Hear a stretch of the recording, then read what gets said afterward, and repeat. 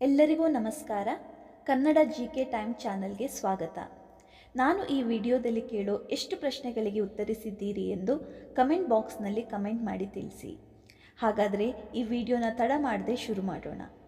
ನಿಮ್ಮ ಮೊದಲ ಪ್ರಶ್ನೆ ಹೀಗಿದೆ: ಯಾವ ಜೀವಿ ತನ್ನ ಉಸಿರಾಟವನ್ನು 6 ದಿನಗಳವರೆಗೆ ಹಿಡಿದಿಟ್ಟುಕೊಳ್ಳುತ್ತದೆ? ನಿಮ್ಮ ಆಪ್ಷನ್ಸ್: ಆಪ್ಷನ್ ಎ ಇಲಿ, ಆಪ್ಷನ್ ಬಿ ಆನೆ, ಆಪ್ಷನ್ ಸಿ ಚೇಳು, ಆಪ್ಷನ್ ಡಿ ಹಾವು.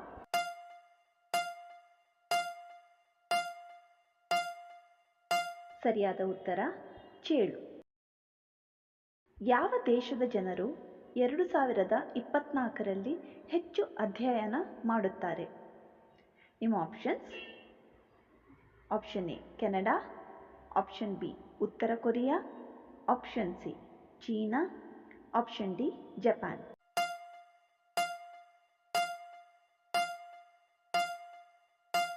ಸರಿಯಾದ ಉತ್ತರ ಉತ್ತರ ಕೊರಿಯಾ. ಭಾರತದಲ್ಲಿ ಶಾಹಿದ್-ಇ-ಅಜಮ್ ಎಂದು ಯಾರನ್ನು ಕರೆಯುತ್ತಾರೆ? ನಿಮ್ಮ options: option A Bhagat Singh, option B Bipin Chandrapal, option C Tipu Sultan, option D Abdul Kalam Azad.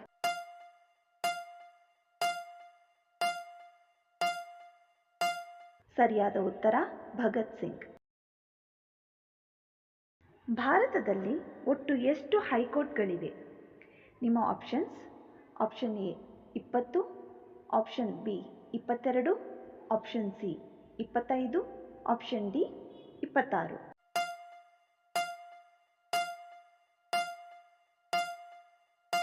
ಸರಿಯಾದ ಉತ್ತರ 25. ಯಾವ ಗ್ರಂಥಿಯನ್ನು ನಿಯಂತ್ರಕ ಗ್ರಂಥಿ ಅಥವಾ ಮಾಸ್ಟರ್ ಗ್ಲ್ಯಾಂಡ್ ಎಂದು ಕರೆಯಲಾಗುತ್ತದೆ? ನಿಮ್ಮ ಆಪ್ಷನ್ಸ್: ಆಪ್ಷನ್ ಎ ಆಡ್ರಿನಲ್ ಗ್ರಂಥಿ, ಆಪ್ಷನ್ ಬಿ ಪಿಟ್ಯೂಟರಿ ಗ್ರಂಥಿ, ಆಪ್ಷನ್ ಸಿ ಹೈಪೋಥಾಲಮಸ್ ಗ್ರಂಥಿ, ಆಪ್ಷನ್ ಡಿ ಥೈರಾಯ್ಡ್ ಗ್ರಂಥಿ.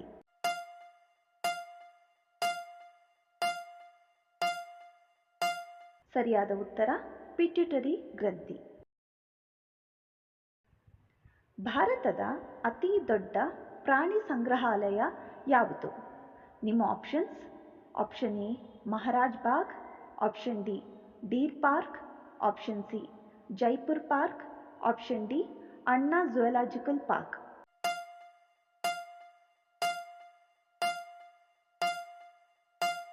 ಸರಿಯಾದ ಉತ್ತರ ಅಣ್ಣಾ ಝೂಲಾಜಿಕಲ್ ಪಾರ್ಕ್. ಹೈದರಾಬಾದ್ ಯಾವ ರಾಜ್ಯದ ರಾಜಧಾನಿಯಾಗಿದೆ? ನಿಮ್ಮ options: option A Andhra Pradesh, option B Tamil Nadu, option C Telangana, option D ಪಶ್ಚಿಮ ಬಂಗಾಳ.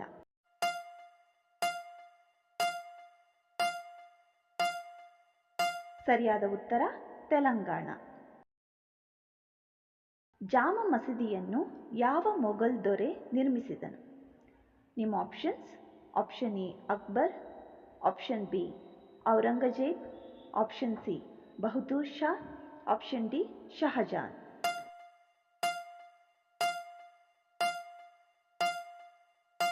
ಸರಿಯಾದ ಉತ್ತರ ಶಹಜಾನ್. ಹಿಂದಿ ದಿವಸ್ ಅನ್ನು ಯಾವ ದಿನದಂದು ಆಚರಿಸಲಾಗುತ್ತದೆ? ನಿಮ್ಮ options: option A September 14, option B October 2, option C February 28, option D ಜನವರಿ 26.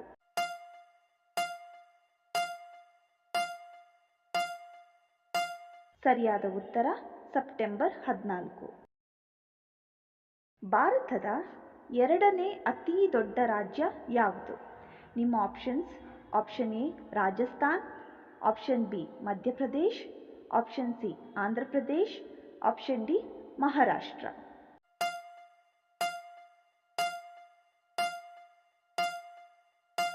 ಸರಿಯಾದ ಉತ್ತರ ಮಧ್ಯಪ್ರದೇಶ್.